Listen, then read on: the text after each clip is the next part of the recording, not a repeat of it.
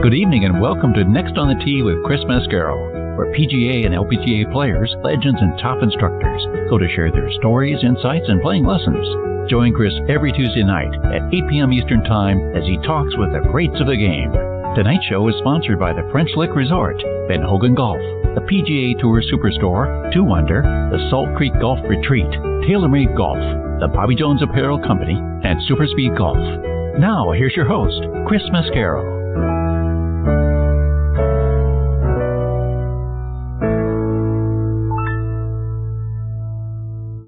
Good evening, everyone. I certainly hope your Tuesday is off to a really great start and everything's going well for you today. Your week is going well. Also, and I want to thank you so much for coming back and joining me tonight here on Next on the Tee. We've got some exciting developments going on here with the show that I want to update you on. I want to welcome 2 new sponsors to the show.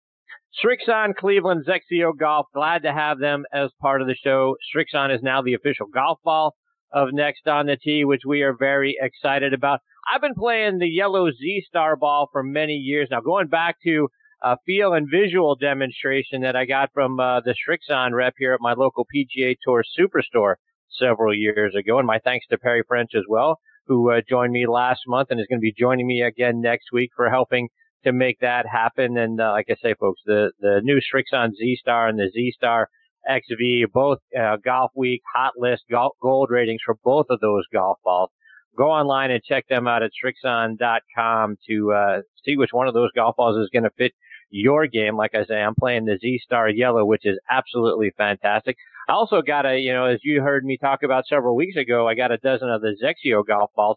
Used those when I was out on my golf trip here with my buddies. Used a couple of sleeves of them. Wonderful, wonderful golf balls. Very distinctive as well. They're sort of a white, and they got a little gold fleck in there. And the golf balls, you've heard Matthew Lawrence talk about them when he's been on the show, and his reluctance to want to use them because how beautiful the golf balls are. Well, they hit well, on top of all of that. So really enjoyed those golf balls too. So looking forward to having Perry back on the show, and very excited to have Srixon as the golf ball here, the official golf ball, I should say, of Next on the Tee. Also want to welcome our new friends over at Sandestin Golf. You heard me talk about them last week. We were there a couple of weeks ago and played all 3 of their beautiful public golf courses, the Links, Raven, and Baytown Golf as well. They are beautifully set right there along the Gulf of Mexico in Destin, Florida. The people there are wonderful, and like I say, the golf courses are absolutely spectacular. Go online to sandestingolf.com to check them out. You're going to love what you see when you go on their website. So huge thanks to both of those organizations for coming on board and becoming part of the Next on the Tee family. All right, on to tonight's show. So joining me here, my first guest is going to be Dennis Cohn. And Dennis has become such a wonderful friend of the show over the last several years, a guy I enjoy very, very much. Dennis is the founder of the Professional Caddies Association. He's written a couple of great books, Think Like a Caddy, Play Like a Pro, and Mastering Golf's Toughest Shots. Dennis is doing some great work with the PCA to help fight childhood cancer. They do a lot for that organization and for that charity, so we can't thank him enough for all the work he's doing there. He was recently appointed to the advisory board of We Are Golf, which our good friend Steve Mona heads up, and Steve and Dennis have a great relationship. We'll talk about that. He's also working with the Western Golf Association on a program called Carry the Game to bring youth caddies back into the game of golf. So we'll talk about that and a whole lot more when Dennis joins me here in just a few minutes. Following Dennis, I'm going to get a return visit from former PGA Tour pro Richard Zokol. Richard has become a wonderful friend as well. I'm going to get his thoughts on the Masters and the advice that Byron Nelson gave him on how to play the 12th hole. We'll also talk about his experience playing in the PGA Championship. We know we got that coming up here in just a couple of weeks. We'll also talk about the new app that he's working on called Mind Track that can help us improve our mental approach when we're out on the golf course. So really looking forward to having Richard back on the show. He'll join me a little bit later on in this half hour.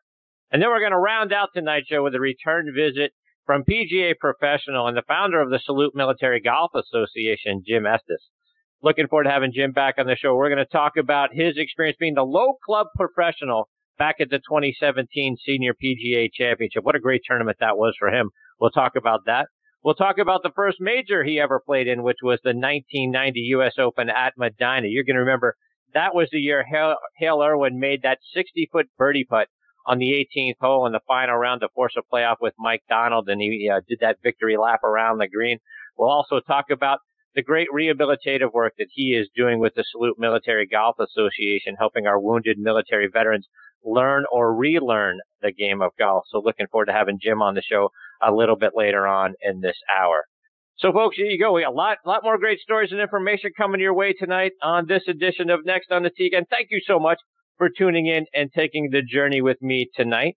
Before we get started, I always like to remind you about a couple of our really great friends, and starting off with Mitch Lawrence and his podcast, Talking Golf Getaways. He and his co-host Darren Bunch let you know about great places to stay, play, and even eat and drink while you're there. You can stream their podcast over on golftripx.com, and that's the letter X for expert, so golftripx.com. It's also available over on Audio Boom, Stitcher, and Player.fm. Go there and check out their show and learn about some of the hidden gems that we have around the country that you get to go play. His twin brother Matthew also has a great golf show called Backspin Golf, and his show airs Sunday mornings from 8 to 9 a.m. Eastern Time over on WLXG ESPN Radio AM 1300 up in Lexington, Kentucky. His show is also so much fun to listen to and be a part of because, first of all, Matthew is just absolutely outstanding and a lot of fun. It is a really great way to kick off your Sunday mornings. Again, the name of the show is Backspin Golf. You can stream it online at WLXG.com or doing what I did, which is download the WLXG app. And folks, as you know, we are sponsored by the French Lick Resort. Let's hear a word from our friend Steve Rondinero about what they have going on there this summer. It's a Pete Dye masterpiece, the Pete Dye course at French Lick Resort. Pete says its location on one of the highest points in Indiana makes it special. The long views, you can see many 20 and 30 miles from many of the fairways and many of the tees and greens, and you can see it in 360 degrees. Donald Ross's Hill Course put French Lick on the golf map more than 100 years ago. It's where Walter Hagen won the 1924 PGA Championship, and the place where today's Symetra Tour ladies battle each year. It's the ambience around it that makes the golf course. Combine our many resort amenities with legendary golf, and you have a getaway like no other.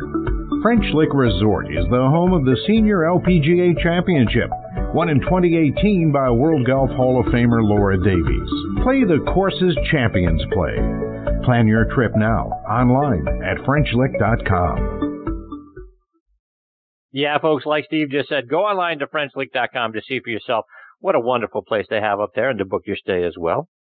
I also want to tell you about our good friends at the Ben Hogan Golf Equipment Company. Now, folks, if you haven't hit Ben Hogan irons since maybe the 80s or the 90s, do yourself a favor and get a demo iron of either their Fort Worth PTX, new PTX Pro, which I'm dying to use. I've got a brand new set sitting right here in front of me. You want to talk about a guy dying to get out on the golf course or the range to find out about those great clubs.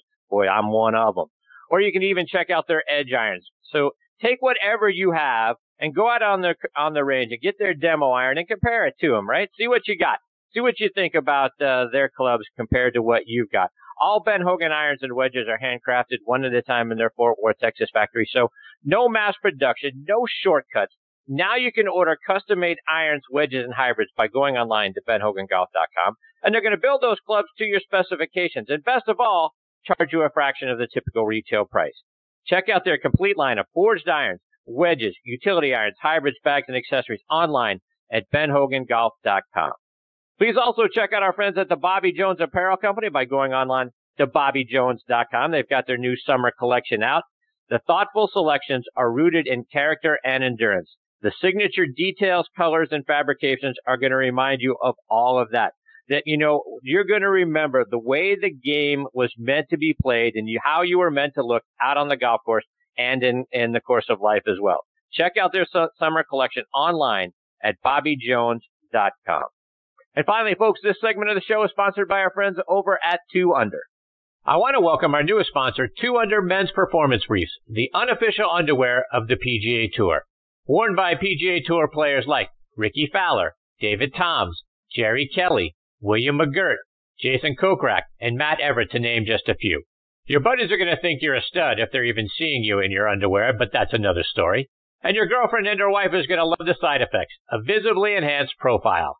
The Joey Pouch technology provides the ultimate male asset management.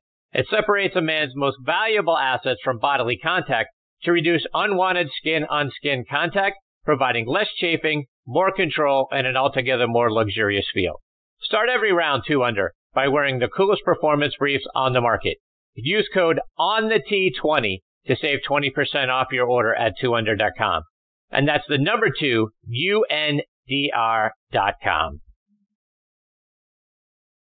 All right, folks, now back in making his 5th appearance with me here on the French Lick Resort guest line is Dennis Koenig. Dennis is the founder and CEO of the Professional Caddies Association. He has also served as the president of the Junior Golf Association of Central Florida. He was inducted into the Caddy Hall of Fame in 2011. He's written a couple of great books titled Think Like a Caddy, Play Like a Pro, and Mastering Golf's Toughest Shots. You can find information about both of those books by going online to thecaddieassociation.com. And I'm thrilled to have Dennis back with me again tonight here on Next on the Tee. Good evening, Dennis. Thanks for coming back on the show, my friend. How are you? Very good. Thank you very much. And a pretty exciting time in the industry right now. And I just want to thank you for what you do. And I certainly want to thank Jim and Richard for what they do. I've followed Jim for many years and support both these guys. And I feel honored to be on the show with them. And I certainly like to talk to you down the road about maybe you getting involved in advisory board position if you're allowed by your wife to take on more responsibility. But anyway, we need a radio man, but we'll talk about that. And I'd like to first start off by giving you some points. Thank you for mentioning Steve Mona and what we're doing with We Are Golf. It is very exciting. You know, everybody was just in Washington recently. I wasn't able to attend, but I've got some overall health of this sport. I think it's kind of set the tone of what we're going to talk about. The golf is an $84 billion a year industry. It impacts about 1.9 million American jobs with 58 billion in annual wage income. And, approximately 143, this is the most important part to me, 143,000 charity events raising $3.9 billion, 26,000 average per event. You know, so for golf is no question about it, is of all sports, and I think I heard this the other day on TV, that contributes more to charity than all other sports combined. Well, that's huge. Right. That's huge. And so for that reason, I'm totally committed because I grew up at a golf course, the Upfit Golf Course in Orlando, shagging balls, and nobody knows what that is, but basically it's a field of kids out there, people hitting golf balls at 10-year-old kids, which would not be allowed today. But I survived, and we've survived. The game has survived. And I talked to Steve the other day, and he shared some things, and we were talking about how golf is and where we are, and it's pretty much steady growth. I mean, people don't really see it because there's a lot of golf courses have closed for different reasons. But it's steady growth. But what he said was, it was really hit me was that golf is evolving. Used to be when you played golf, you showed up, you had long pants on, fancy golf shoes, and you had a collared shirt and a nice hat. And you teed it up and you played 18 holes and it was your day at the club. But now people are showing up 9 holes, hat on backwards, beer in hand, and a t-shirt on. and so golf is becoming more fun. And that's what I think we're trying to get back to realize that it is fun. It doesn't have to be played for 18 holes. I support at 73, 9 holes is a plenty for me. And you can get in the clubhouse and spend time with your friends and family and spend actually probably more money inside the restaurant and bar than you would for the extra 9 holes in greens fees. So, yeah, so I think there's and we cannot not mention the Tiger effect. I think we look at these statistics in a year from now, and hopefully what Tiger's accomplished is fantastic. And America loves a comeback story. And as much as I love his game, and I really wanted him to, I didn't think he was going to do it, but you know what? He did it. And that's pretty, and he's definitely on track again. And I think he's going to be around for a while if he can just stay healthy. So hats off to Tiger and hats off to the game of golf, because it all comes down to carry the game. And what we're talking about there is trying to get kids and out on the golf course for some reason to go to work, get a job, see the game, be a caddy, shag balls. They don't let you do that anymore, but basically get out there and hang around the golf course somehow. And now we have a lot of apps out there now where you don't want kids hanging around the golf course, so they can just actually call and order somebody to be a caddy at a club that allows that. So it's really a lot of streamlining, seamless things are happening, and we're excited to be a part of it, and we're glad that you are promoting us, sir.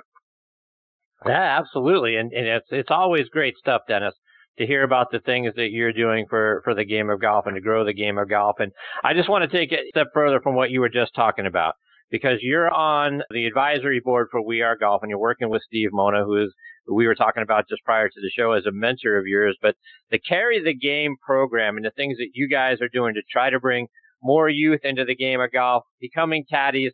Talk about all the things that caddies can do and how that program that can help them develop into not only, like I say, people that love the game of golf, but can help them later on in life and into their careers. Well, they can go to the Caddy Hall of Fame website, and you can see some of these incredible gentlemen that have come up through caddying, and become wonderful businessmen, entertainers, and different things. I'm blessed to be involved in that, and because I founded it, but it's really exciting, and there's a lot of people need to be in there. And I mean, there's the list keep coming out, and there's people that you never even thought were around golf before, or never heard anything about it. They're actors and entertainers and different things, and sports people and politicians. And Bill Clinton was a caddy growing up, and so there's I think it boils down to it's probably the safest place in sports for kids to hang out still.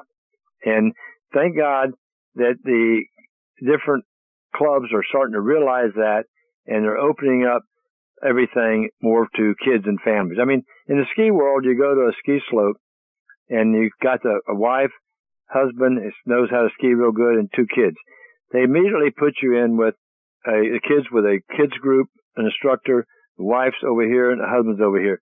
They don't really have that in the golf industry, and it's hard, it's expensive, but when you show up with a family at a golf course, they don't really have the different levels that they do in some other sports. And I think that's one area that they really need to work for, because I think, thank God for Top Golf. Have you ever been to Top Golf? I have. It's great. So I mean, these new concepts is creating family fun without any threats. You don't have to worry about somebody telling you slow, you're hitting you slow, playing too slow, or whatever. So I think it's really, everybody in the industry is really working hard to have more fun. And that's really, and you listen to these guys on the tour when they win, and a lot of times they ask him, well, what'd you do different this time? He said, I just went and had fun. And then that's when, and if you look back, I don't know about some of your best days, some of my best days, I can look back and don't know how I did it. So I think it's, really don't. But a few extra beers probably helped you. I'm not sure. I can't remember. But anyway, it's all about fun.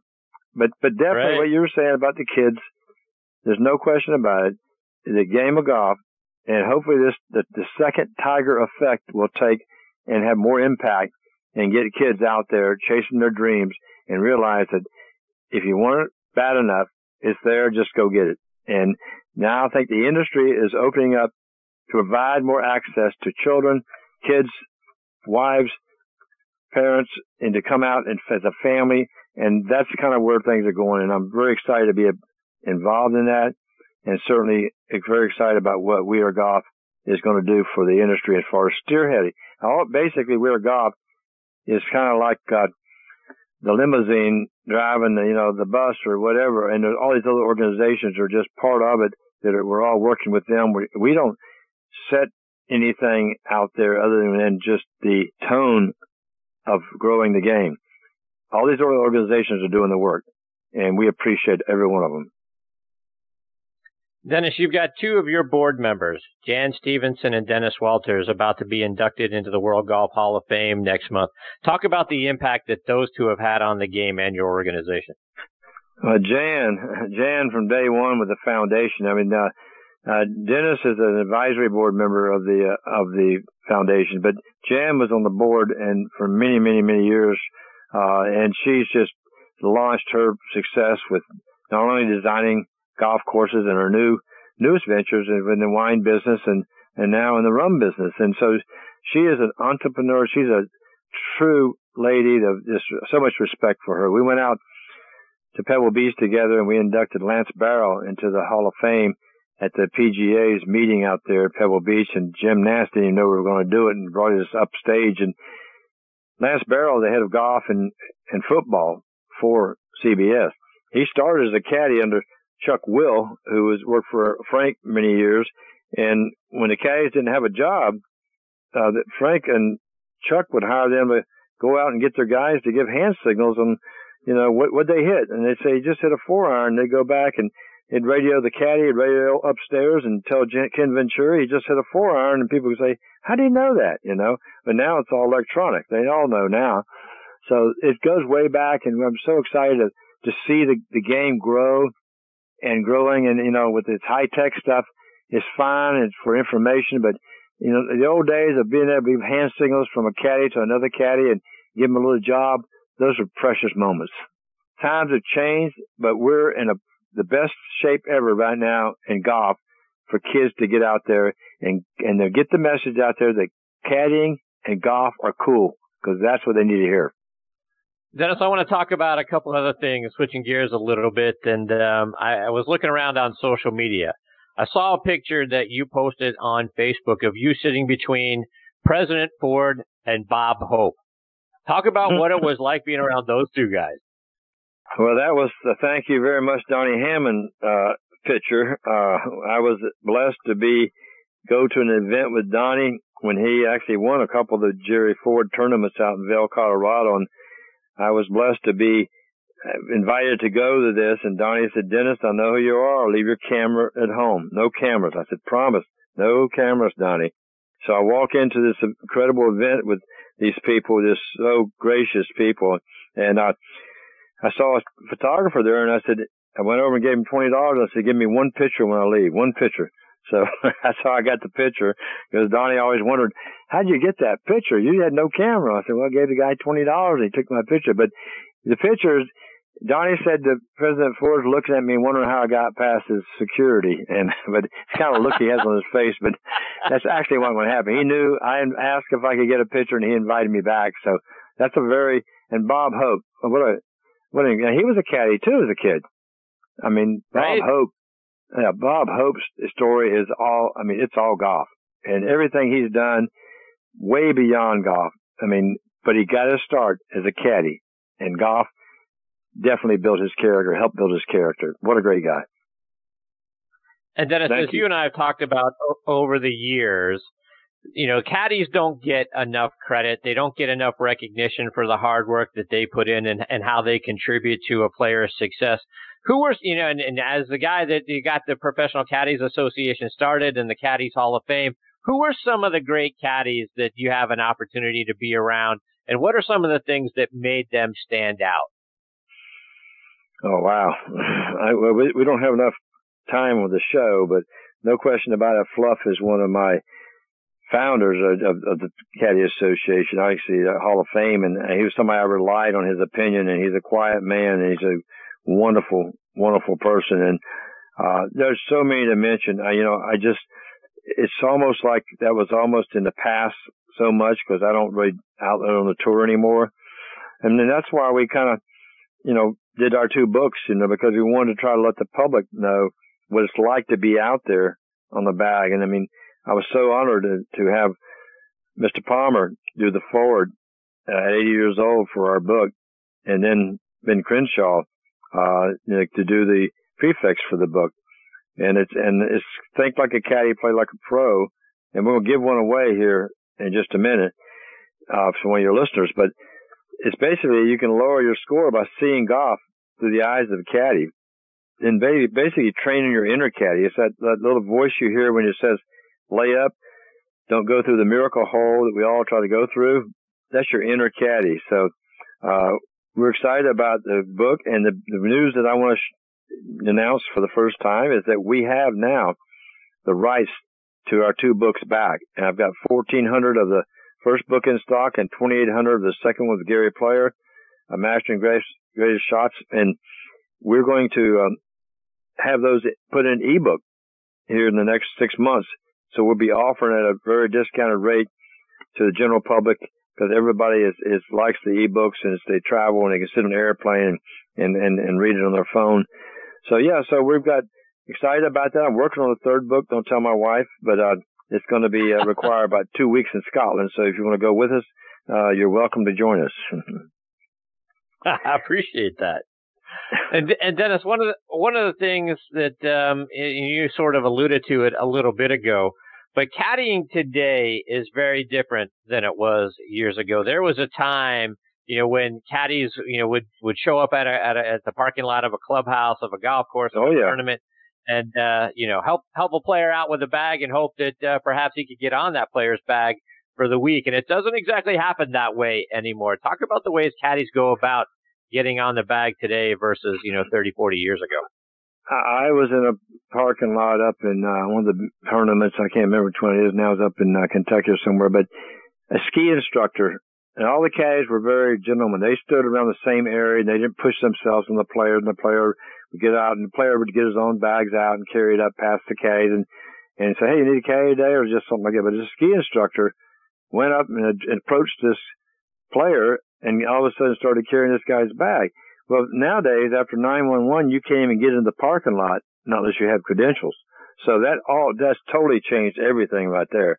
But, so I think that, it's definitely changed. A lot of the caddies now are pretty much, hired, by word of mouth. When a player's looking for a caddy, they try to match the personalities of the different players, and people know the personalities of some of the players, and they kind of know what caddies may get along with them. So there's a lot of stuff. It's a family.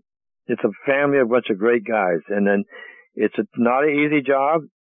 Some of the players, VJ and some of these other guys will have you out there on the range till dark after you caddied all day long.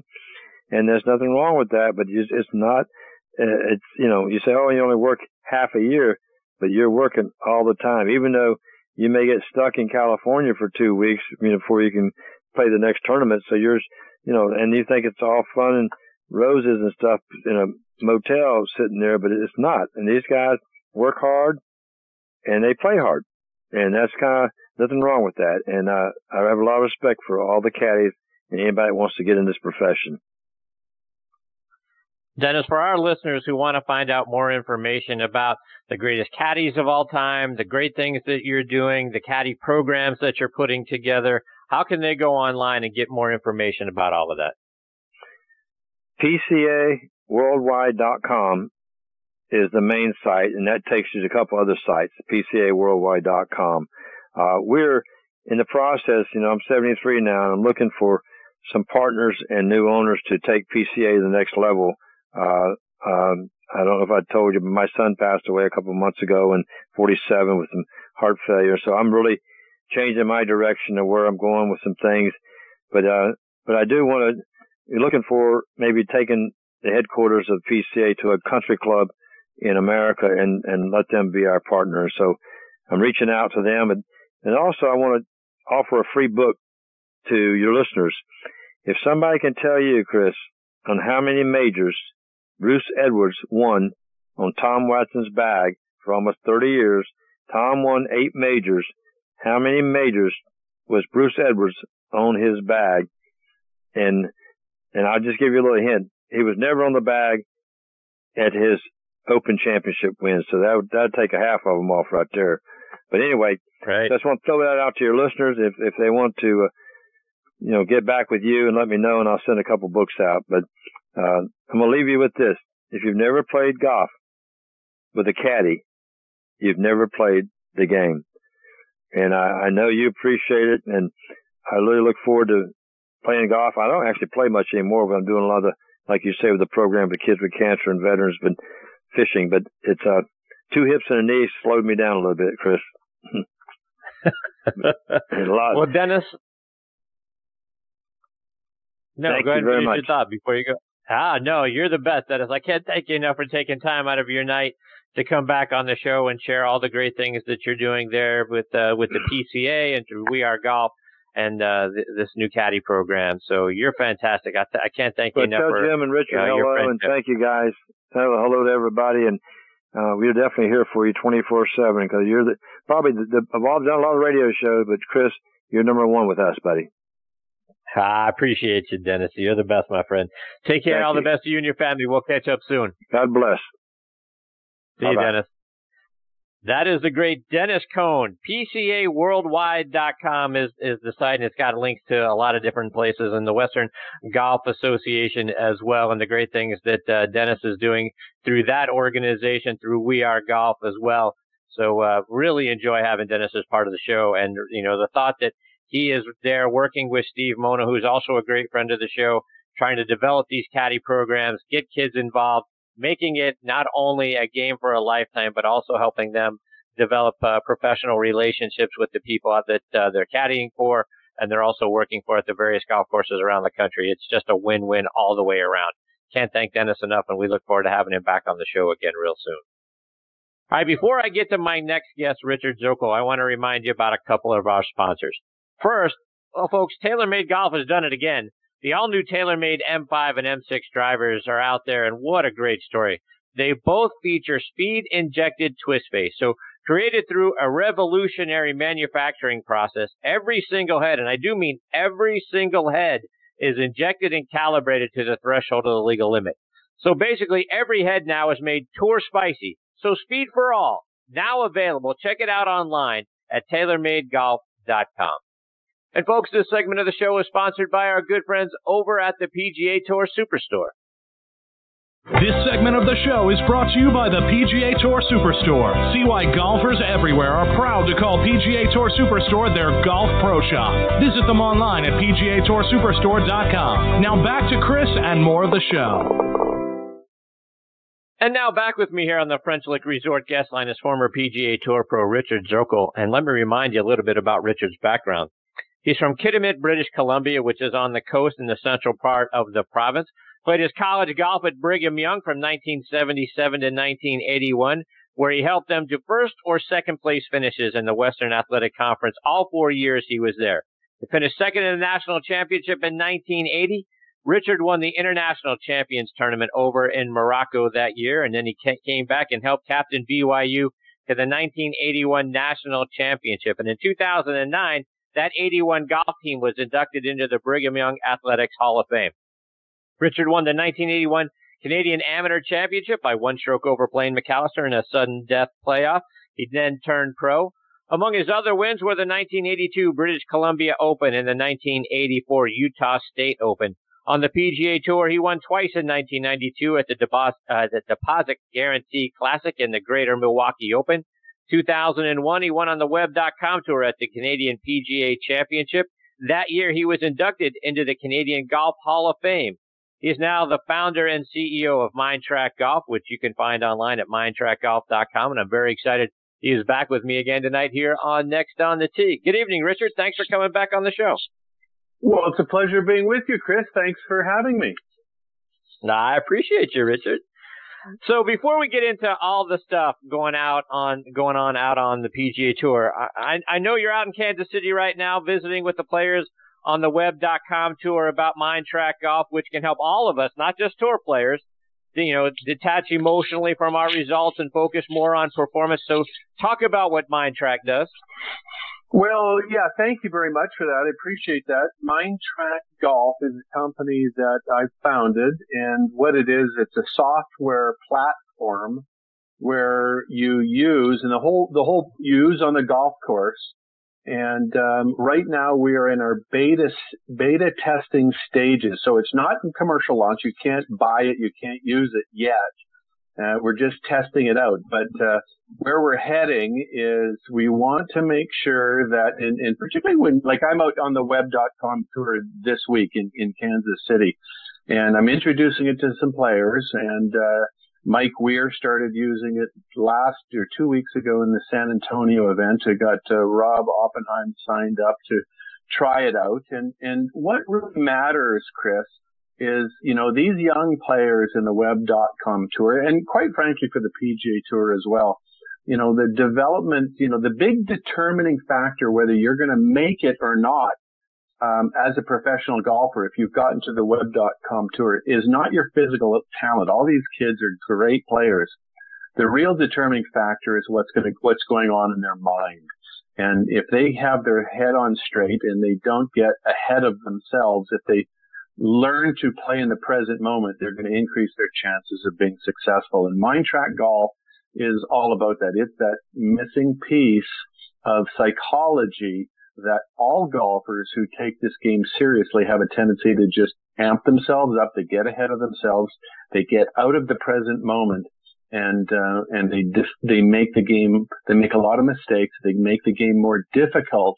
And our protocol conditions the player to get in the present moment, and that way they can play their very best golf, no matter what level of player they are.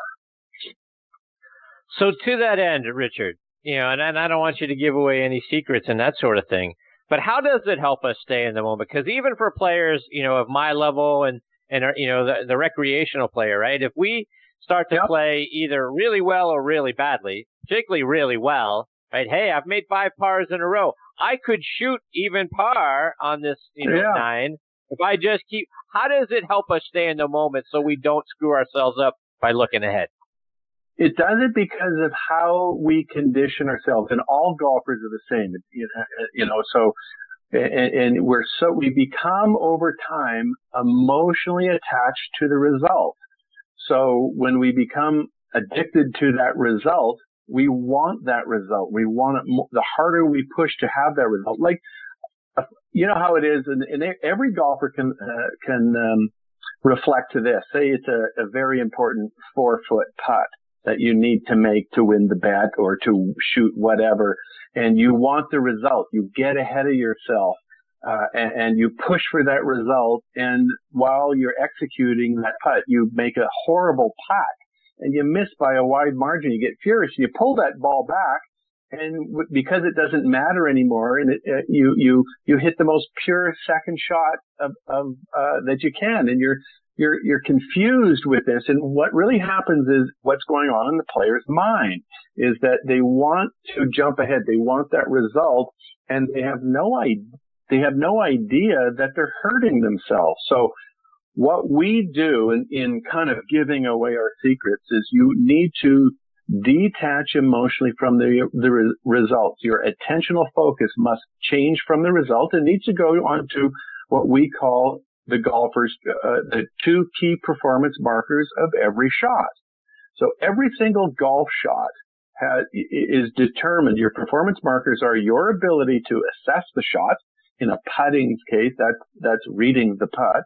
If it's a 5-iron, it's picking the right club, and based on the information you have, depending on how the lie is, if the lie is in the rough, you shouldn't be expected to hit a driver off there, so you have to make a proper assessment.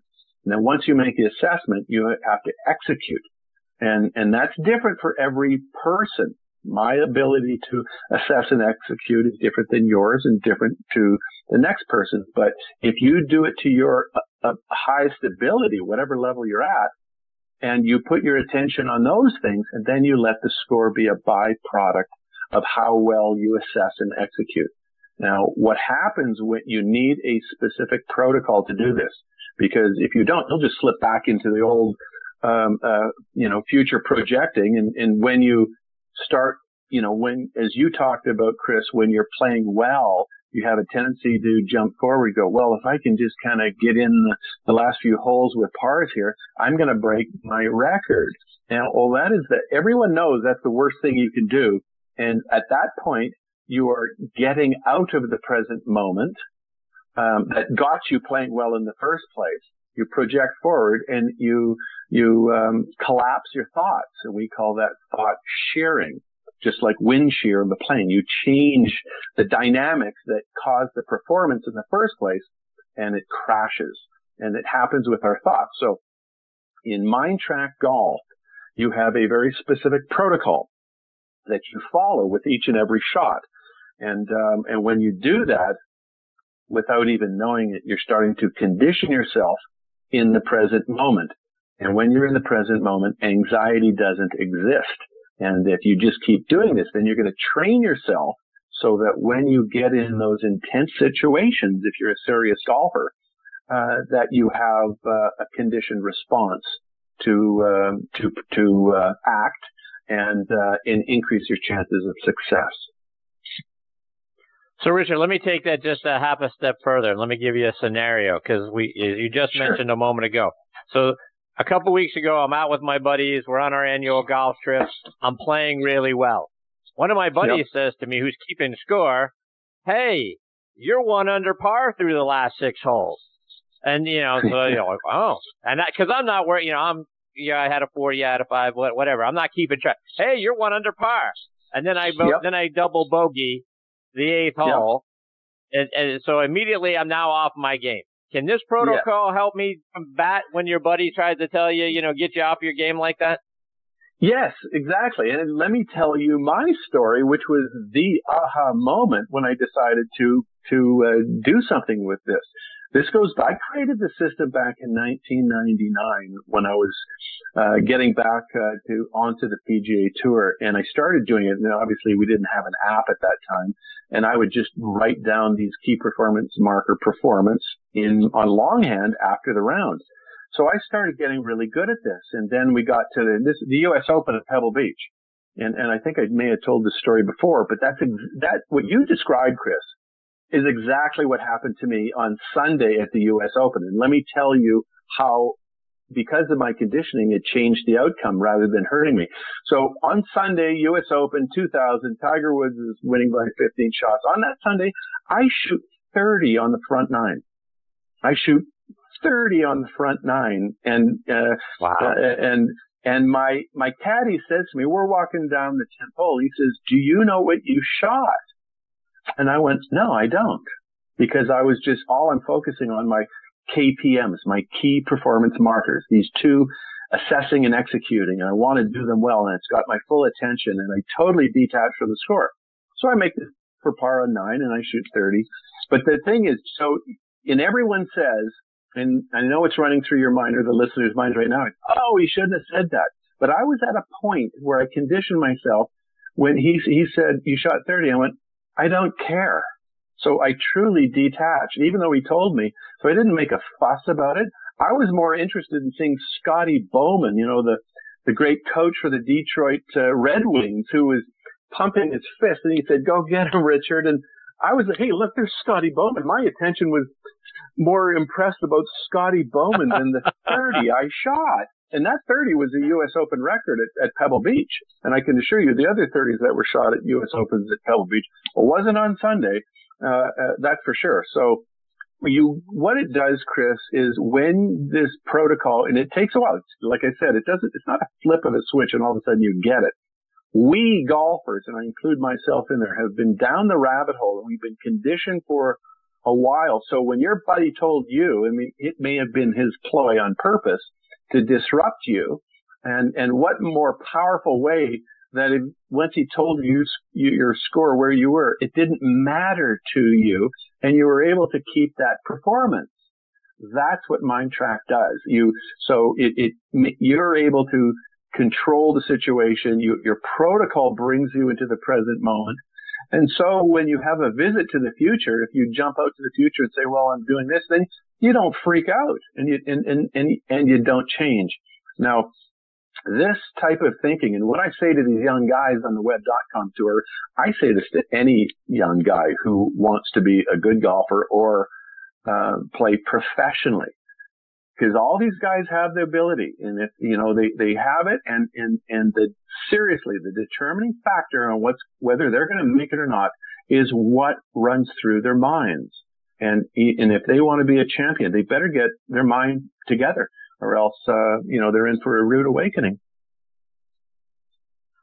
Well, I certainly can't wait to get on the program, because I could certainly use that, and it probably would have made a huge difference in the rest of that round for me. So let me tell you, let me tell you where I'm at with the company. So we're beta testing it right now. So you can't download it. It's not for commercial launch. And I'm going to go through this period for another month or two, and I'm just testing it now with some professional golfers. I'm going to be doing the same thing at the Canadian Open. I'm going to go to the Canadian Open, and I'm going to introduce it to the players out there. And then we're going to take this evidence. See, I have to get the evidence what the market says it does. Like, is the user experience simple? It has to be simple, or else no one's going to use it. Is it worth it? Does it improve your game? Does it calm you down? All these questions. So when I collect all this information, then I've got to put it back into our company's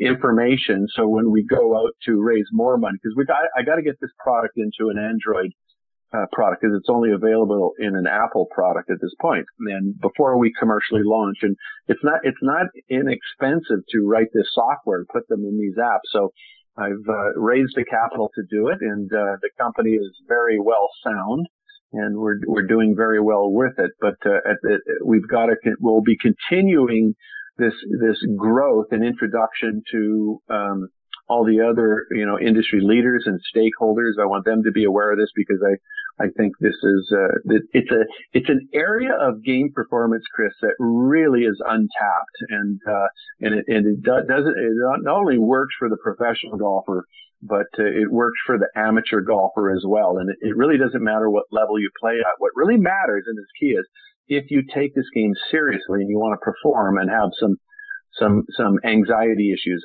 that's when this product will serve you well. Well, I'm certainly looking forward to it. So like I say, I'm going to be sticking close to your hip to figure out when this is available. Richard, I want to switch gears a little bit. I want to go back to the Masters and get your thoughts on the tournament. It sort of fell into Tiger's lap when all of the leaders hit their tee shots into Rays Creek on number 12. And I saw your tweet about advice that Byron Nelson gave you about how to play the 12th hole. Do you mind sharing that story?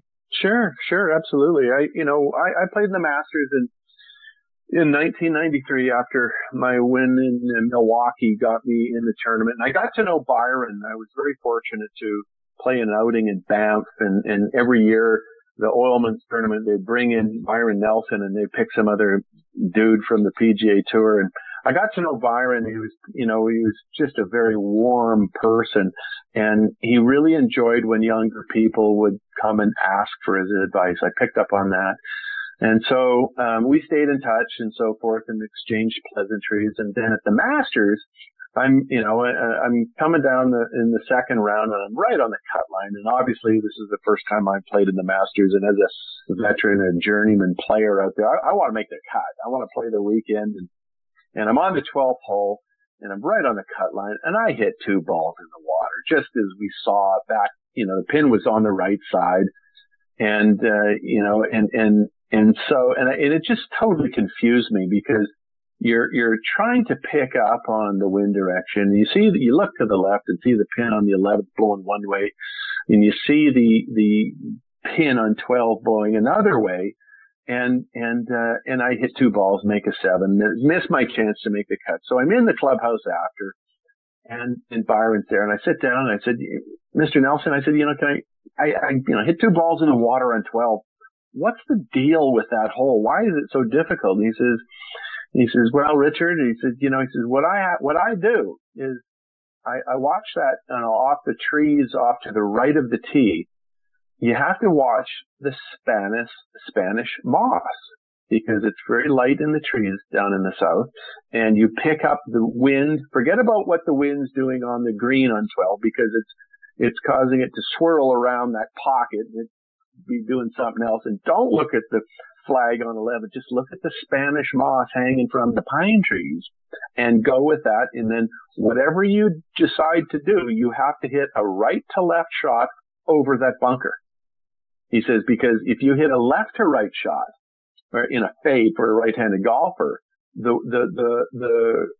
or you got to hit a draw. So if you're, hitting your right-handed golfer, you're hitting that draw, the draw will penetrate that wind a lot better than a fade would. And the fade has a tendency to go higher and not have the drive through the air, so the wind can't affect it. So that's what we saw. We saw the balls that went in the water on the weekend with Tiger were the shots that were to the right of the bunker, meaning that they were on line with the pin.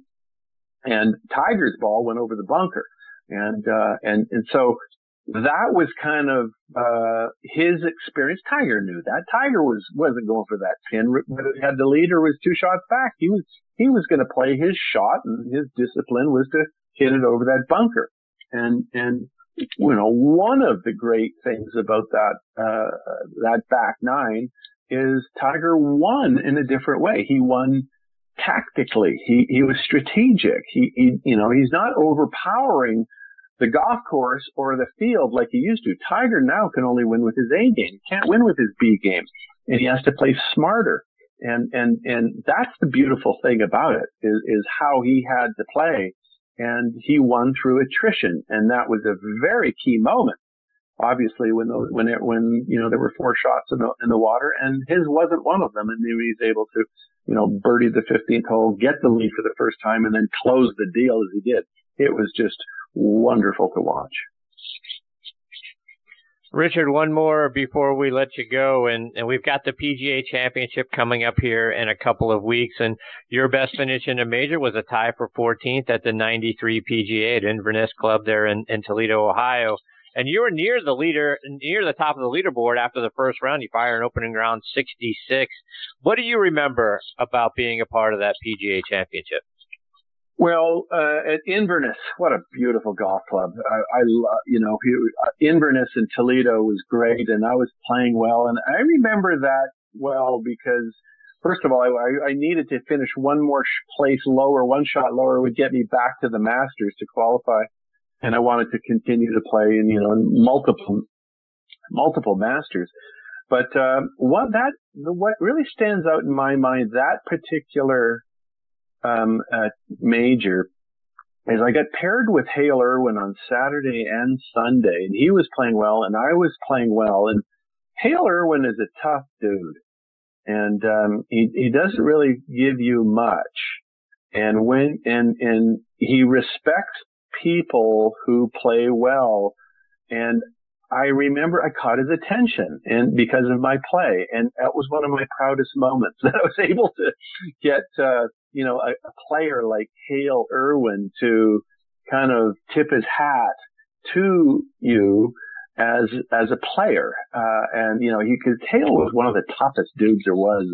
He was a tough competitor, and he was focused and driven, and I remember that, and from that point on, like walking through the locker rooms and that, and Hale would go, "Hey Richard, how are you?" And it was a breakthrough moment for me as a journeyman player, Chris, and I didn't play. I loved U.S. Opens. I played really well in the U.S. Open at Pebble in '92.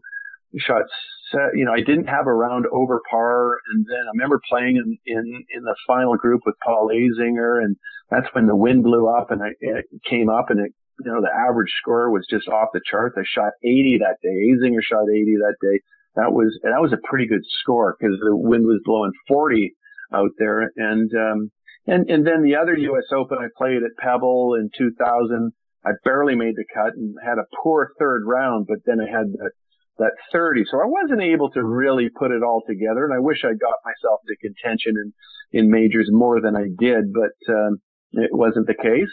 But I do have some fond memories. And Toledo in 1993 when Paul Azinger won was one of those. I really enjoyed playing well in the major championship. Richard, before I let you go, remind our listeners how they can stay up to date with all the great things you're doing. Follow you on social media, and how I can stay attached to your hip with respect to the Mindtrak app. Well, the Mindtrak Golf, and at MINDTRAK Golf. Mindtrak is with no C. Mindtrak Golf. Look at our website. There's some interesting stuff in there, and just I ask your listeners to keep an eye out for it. We're not there yet to commercial launch, and anyone can reach me and follow me on Twitter at Richard Zokol. So, but love to stay in touch with you, Chris. I love these discussions we get into and the stories. I think they're important, and it takes me back a long way. So I do appreciate it very much. I appreciate you very much, Richard. Thanks for your time tonight. Thanks for coming back on the show. I look forward to catching up with you again soon, and hopefully around the time you're ready to release Mind Trak, we can get you back here and talk all about it. Thanks so much, Chris. Really appreciate it. Take care, Richard. That's the great Richard Zokol, Zokol, at Richard Zokol on Twitter. He's a great follow, by the way, and a lot of great stories and some of the things like that Byron Nelson story out there on social media. So be sure to follow him, and I'll get him back on here as soon as I can. I'll be watching out for that Mind Trak app because, like I say, it's something I could use, and I'm sure many of us can use about making sure we're staying in the moment and not getting ahead of ourselves. So thanks to Richard for his time and being a part of the show again tonight. All right, before I get to my next guest, Jim Estes, I want to give a shout out, like I say, to one of our new sponsors, the Sandestin Resort. Surrounded by white sand beaches and the beauty of the Gulf of Mexico, Sandestin Golf and Beach Resort offers 3 championship golf courses open to the public and 1 semi-private course as well. With top recognition from leading golf magazines and reviewers from around the world, each course provides an exciting challenge in different scenic settings. Golfers can choose to play one or all of the courses, which is the Raven Golf Club, the Robert Trent Jones Jr. layout that played host to the PGA Tour champions back in 2006 and 2007. The Links Golf Club, designed by Tom Jackson, offers a winding layout against a backdrop of the Baytown Marina and the Chakawatche Bay. Baytown Golf Club, also designed by Tom Jackson, offers a 5th set of US Kids tees for your junior golfers as well. And then there's the Burnt Pine Golf Club, which is a semi-private Reese Jones design available to registered Sandestin guests. So visit sandestingolf.com/tee time or call 844-887-SAND for more information and to book your tee times. All right, now back with me here on the French Lick Resort guest line is PGA professional Jim Estes. Let me remind you a little bit about Jim's background. He is from Washington, D.C., started off playing his college golf at the University of Tennessee before transferring back to the University of Maryland. He won the 1985 Maryland Amateur Championship, and he turned pro in 1988. He played on what was then the Nationwide Tour, now the Web.com Tour, and he won the 1989 Greater Ozarks Open. In 1995, Jim was named the PGA of America National Player of the Year. In 96, he won the Nike Inland Empire Open. Off the course in 2007, he was recognized as Golf Magazine's Innovator Award winner. In May of 2007, Jim co-founded the Salute Military Golf Association, which you've heard me talking about here on the show for many years.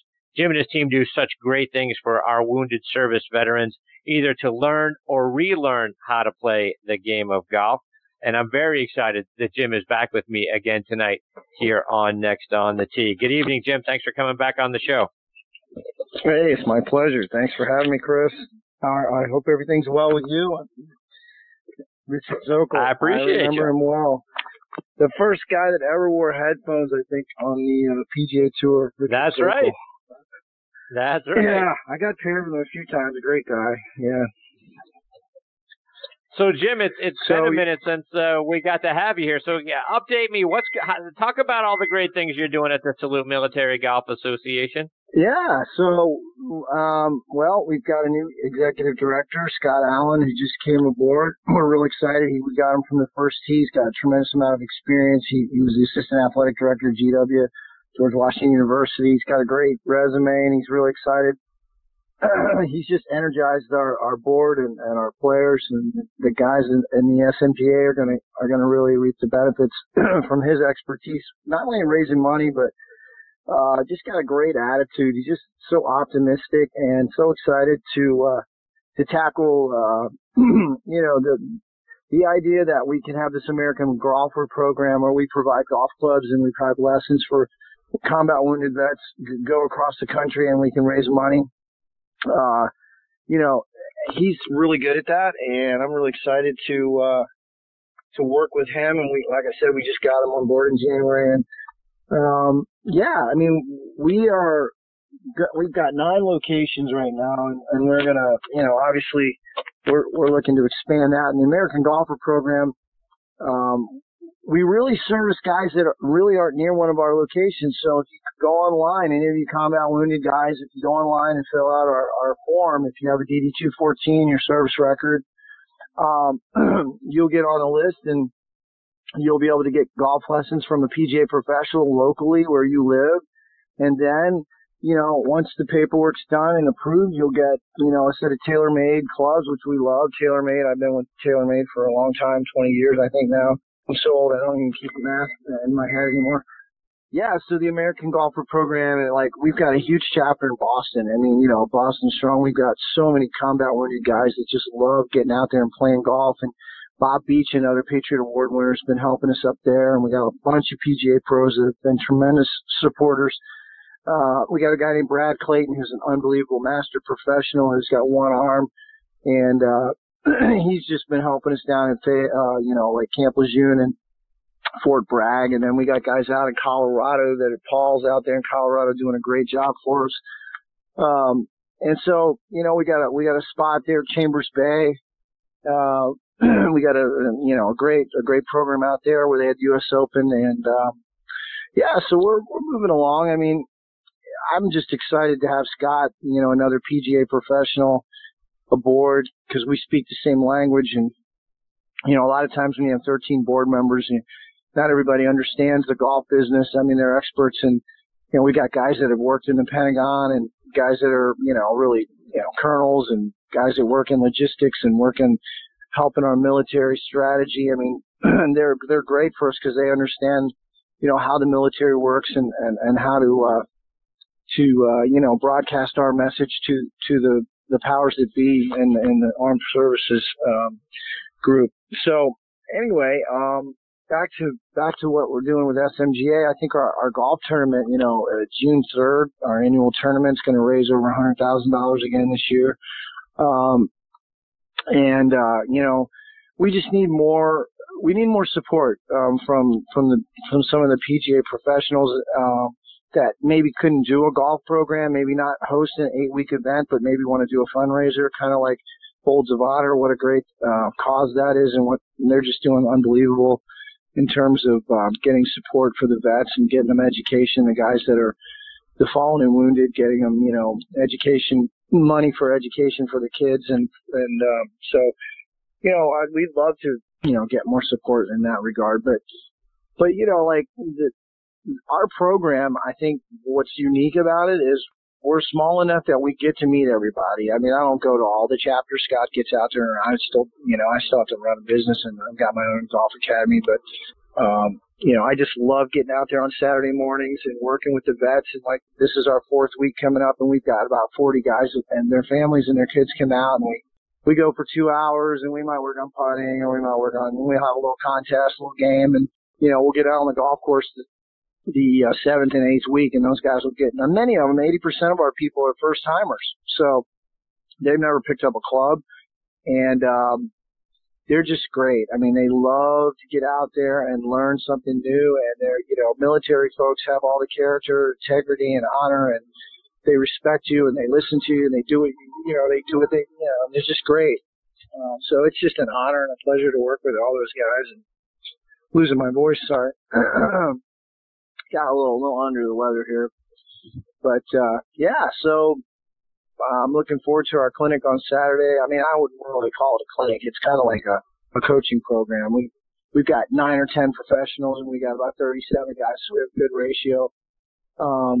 Everybody gets plenty of help, and we start from green and we move our way back. And we started with putting and chipping, and now we're with wedges, and we'll do some full swing this week and some bunker shots. So get those guys ready for the golf course. And then we'll have our annual golf tournament. We'll have some guys that get to play with some of the sponsors. So we'll have some guys play with the sponsors, and some of them guys just get a huge kick out of playing with guys with one arm or one leg that can shoot, maybe 85 to 90. They just love that.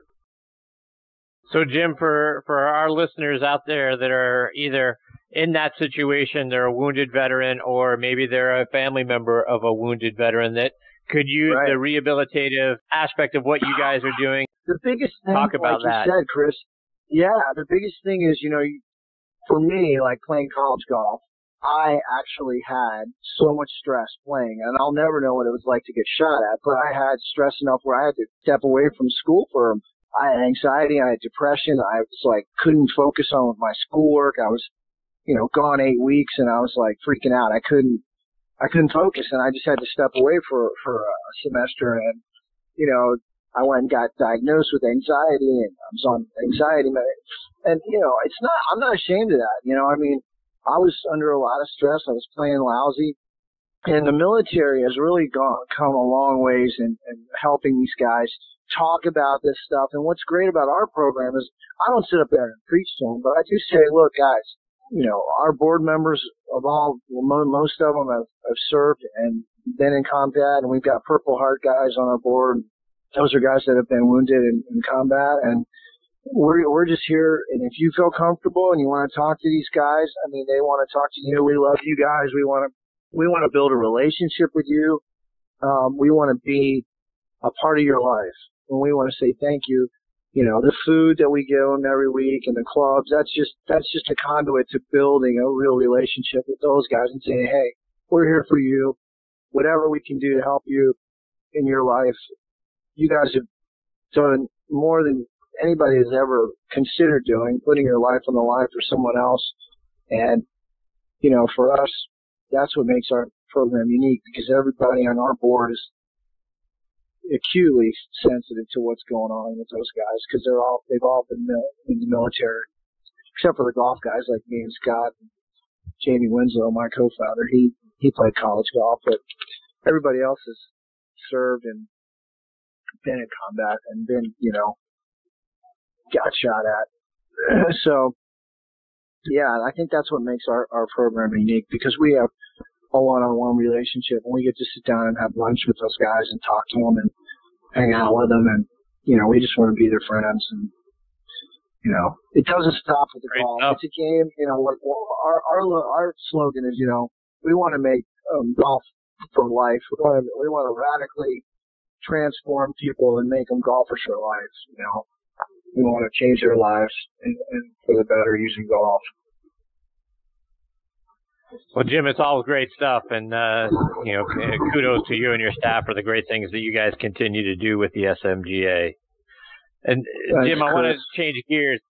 Yeah, I want to change gears just a little bit and get some of the stories from your career and some of the things that you've done. And you were low club professional at the Senior PGA Championship a couple of years ago, and this year's tournament is coming up in a couple of weeks up in Oak Hill in Rochester. So, curious to get your memories from what it was like being low club professional and the winner sort of in that segment of the tournament back in 2017, and if you're going to make the trip up to Rochester to play this year. I'm so excited to play Oak Hill. I played in 4 Opens. I never got to play Oak Hill. I know in '89 I missed by a shot to go to Oak Hill and play. So I'm really excited to play there. But, like at Trump, it was crazy because I played very mediocre the first day, and I think I was like outside the cut line. I don't remember exactly, maybe like 100th. I think there's, 156 players, and I'm thinking, man, I got to play really well the second day. And the wind started blowing 40, 50 miles an hour, and I'm like playing pretty well. I started off really bad. I'm playing with Jesper and I think Jay Haas, and it's just blowing crazy, and the wind starts blowing the balls off the green, right? And I'm at the tail end. We played real early, and I got in before the wind started really blowing really, really bad. And I just remember coming down a stretch on Friday. The 16th hole is right along the river, and the hole's like prison. It's like 440, right? And I'm hitting a drive, and I've got a full 3-wood from 205 yards. And I hit my 3-wood about 250, and I'm thinking, wow, I don't think I've played in this kind of weather in a long time. I know I went to qualify for the British Open one year, and we played, and it was like, I don't know, 40, 50 mile an hour winds. I remember playing this par 5. I hit driver 3 with 8 iron in, and it was 500 yards. And I'm thinking, man, I'm going to have to hit this good to get it there. And I made par, actually hit it on the green, and I was so happy to get it down and make a par in that hole. I haven't hit 3-wood in, and I think I shot 1 over, and I moved up the board like 60 spots. So I was just elated. I think I said I went from like 100 to like, I don't know, 38 or something crazy. And then I managed not to throw up on myself on the weekend, and I played pretty well and finished, that low club pro. But, I was just laughing because I got off the green, I shake Bernard Langer's hand, and I go, you know, you only beat me by 16 shots. Can't you do any better than that? I mean, I don't even play golf, you know. And, you know, he just laughs. It was funny. But he couldn't be a nicer guy, you know. And I get to play practice round with him, and you know, he's like, you know, I think I'm going to hit this 138. You know, he hits the shot. It's just a little late iron. It goes like 139, and I'm like, man, that's just crazy. How do you do that? You know, he just has so much control of how far he's going to hit the ball. He can call his shot in the air. It's like, okay, I'm going to hit this 139. Okay, that went 138. Or that went 140. Whatever. He's just, and yeah, it was just fun, you know, being around those guys because you just don't, you know, in the practice rounds, you don't really get to see how good they are because they're not nervous and they're not like focused and everything. But you can see how meticulous. Like he doesn't even like when he does the yardage books. He doesn't even use the yardage book. His caddy goes in a week before and does his own yardages with like a wheel and a string. Like, I'm like, are you serious? You're doing a wheel and a string. You're going to measure the freaking course with that. And I'm like, that's just sick.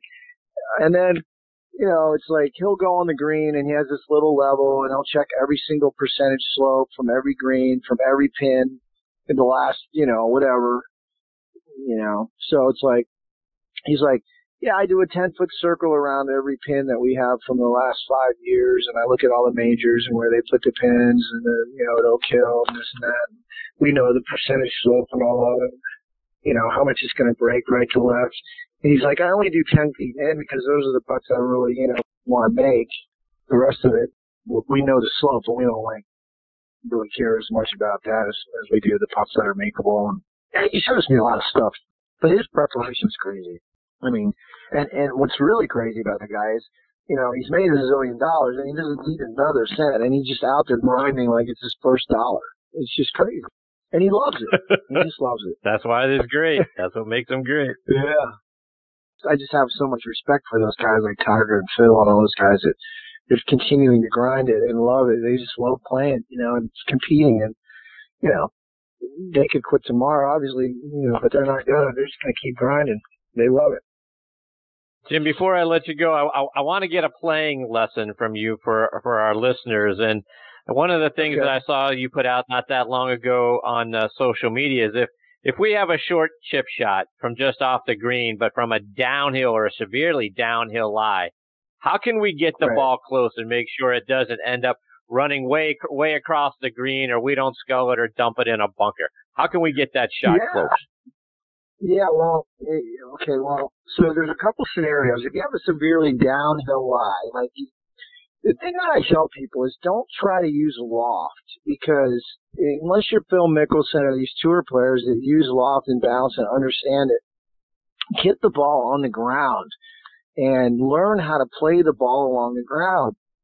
And, you know, like if you have a tight lie on a downslope and you don't have any green to work with, say you only have maybe 15, 20 feet of green to work with, and you're, say, 20 yards from the pin, and you're on a way severe downslope.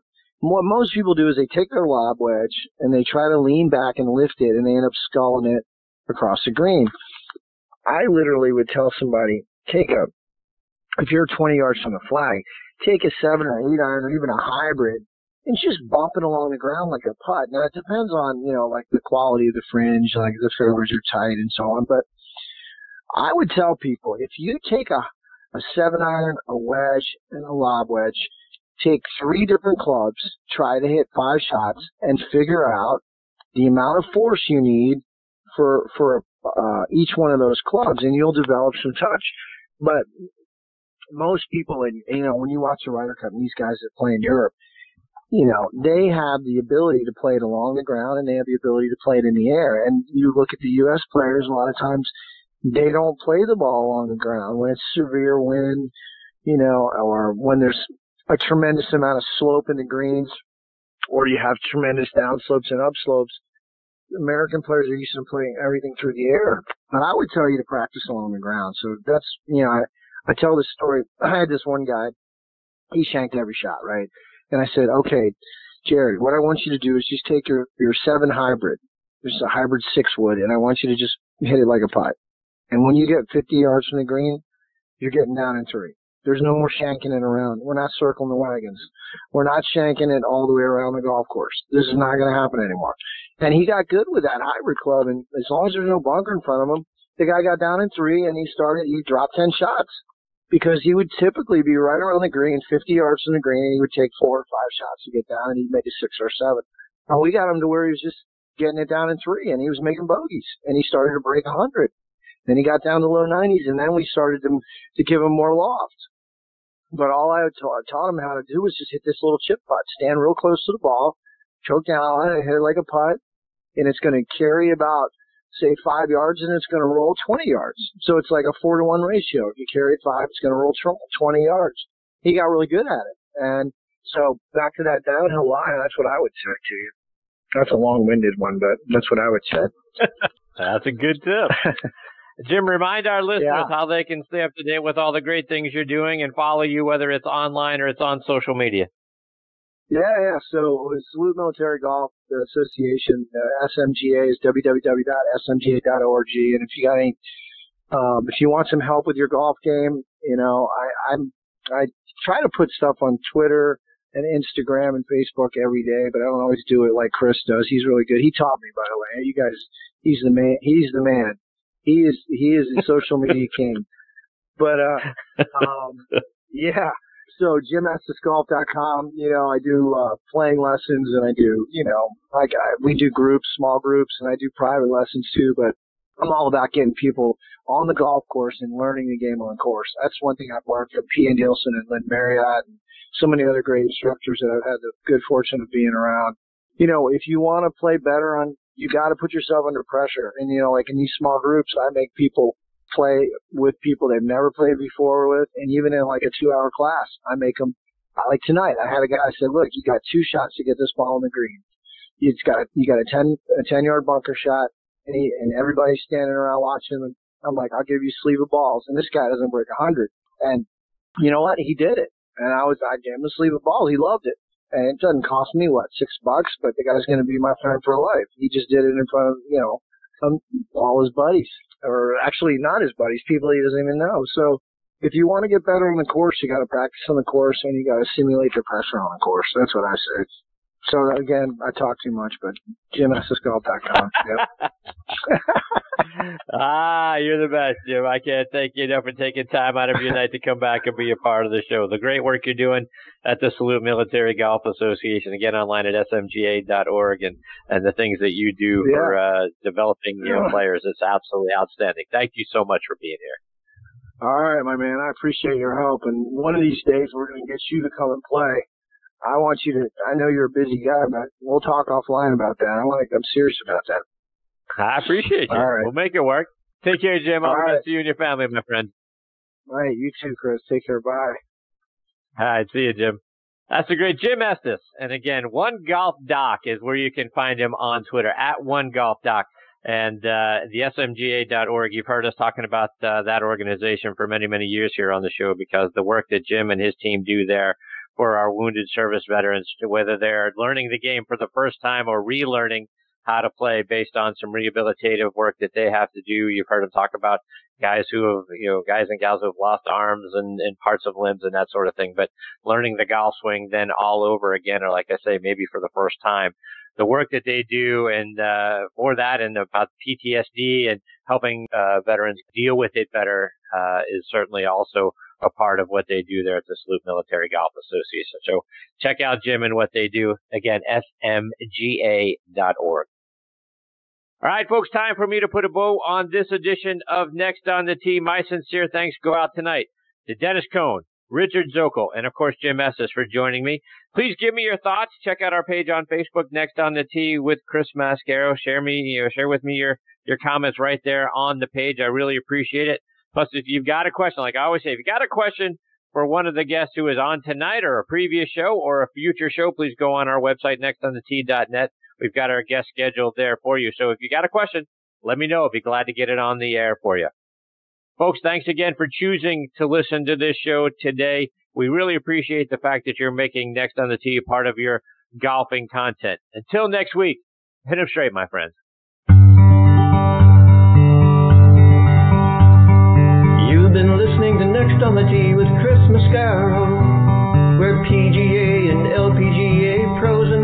instructors, and media members go to tell their stories. Join us the same